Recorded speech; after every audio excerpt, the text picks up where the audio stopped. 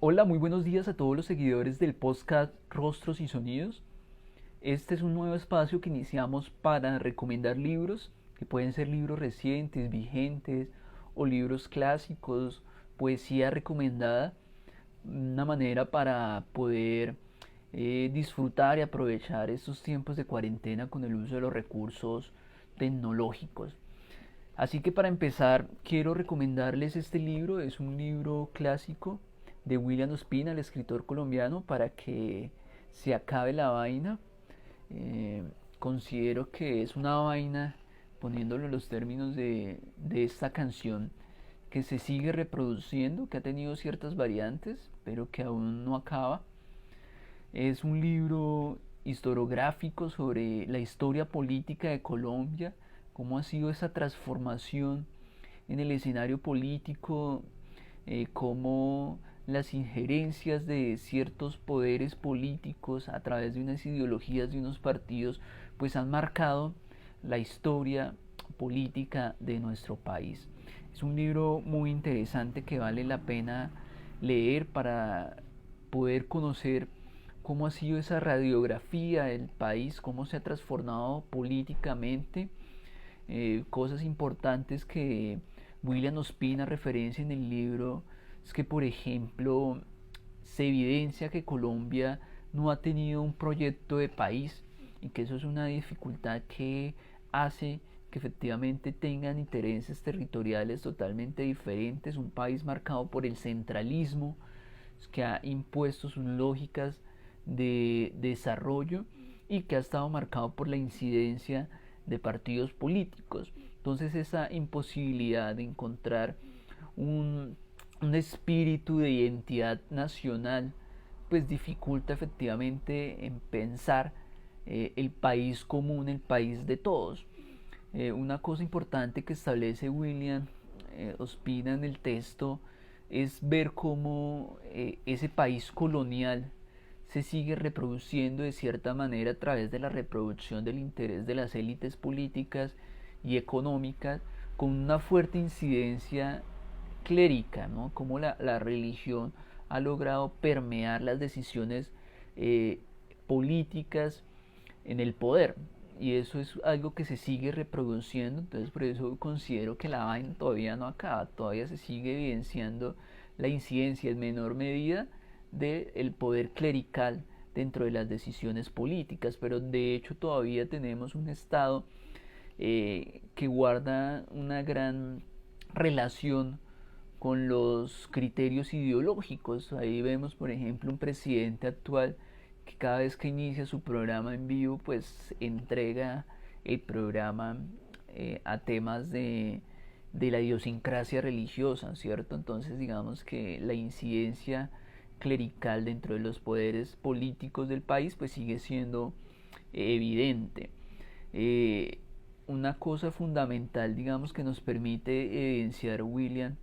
en este texto que vale la pena leer y se los recomiendo, es ver entonces cómo esa imposibilidad de pensar en proyecto de nación pues nos lleva a que los territorios tengan una fragmentación, ¿cierto? Y que esa fragmentación que ha sido histórica y que se ha reproducido por unas lógicas de desarrollo, pues también ha estado permeadas por la guerra y es evidente como el fenómeno de desarrollo en sus diferentes niveles, pues también ha reproducido ejercicios de violencia. Entonces, por ejemplo, el fenómeno del desarrollo con la cauchera, pues también trajo diferentes manifestaciones de violencia. Entonces, esas manifestaciones de desarrollo en los diferentes territorios, pues también ha marcado algunos elementos violentos dentro de la historia colombiana. Fundamental poder comprender que esas élites políticas y dominantes han marcado ejercicios de corrupción bajo los intereses económicos, se ha reproducido a través de burocracia, ¿cierto? Y eso pues ha dificultado efectivamente pensar el escenario común de nuestra nación. De hecho, ha estado marcado por la influencia de los partidos políticos, que muchas veces, por ejemplo, William relata cómo el liberal terminaba siendo más conservador que el mismo conservador y cómo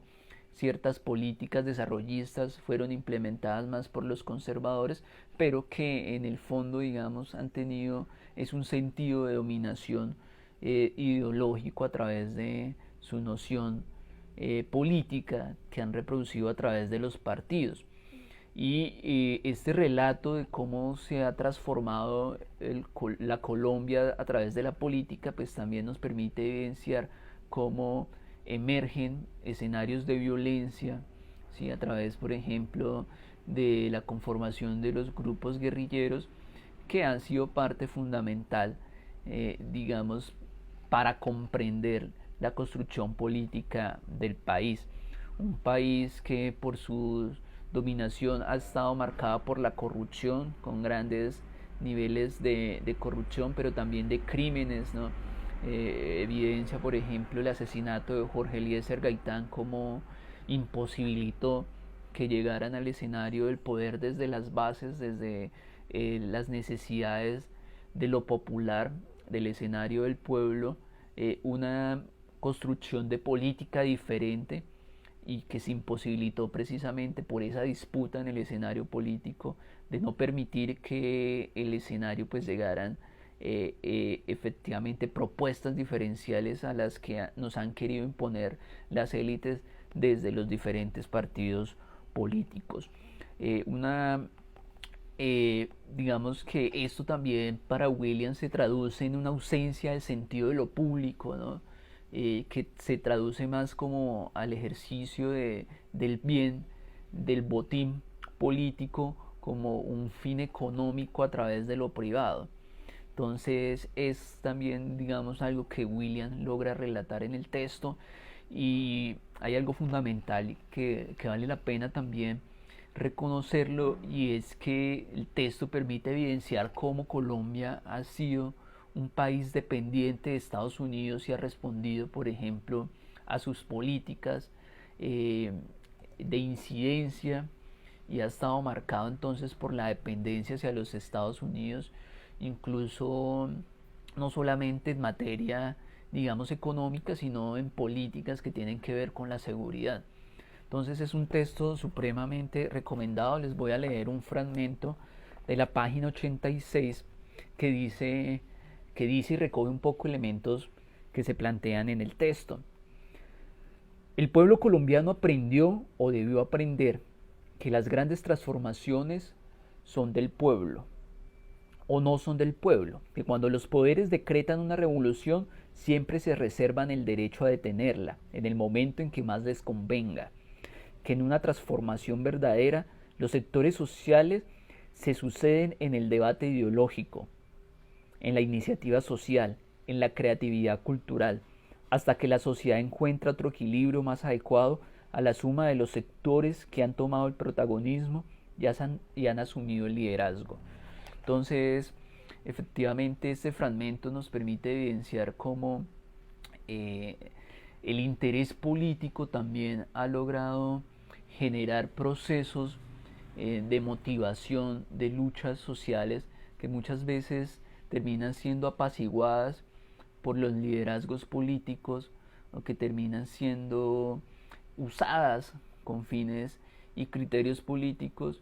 Y un poco, por ejemplo, poniéndolo en los términos actuales con la pandemia, veníamos del año pasado en un momento de emergencia, de lucha social, de movilización bastante contundente, pero que el escenario de la pandemia apaciguó, y que efectivamente ahorita se está volviendo a repensar desde las posibilidades del uso de la tecnología,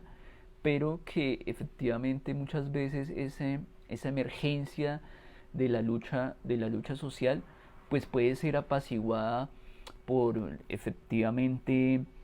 los que generan o decretan esa revolución, en la medida que pueden apaciguarla, pueden apagarla, pueden detenerla, simplemente por intereses políticos que también se han evidenciado en momentos históricos de nuestra historia. Así que les dejo ese texto que vale la pena poderlo leer y revisar.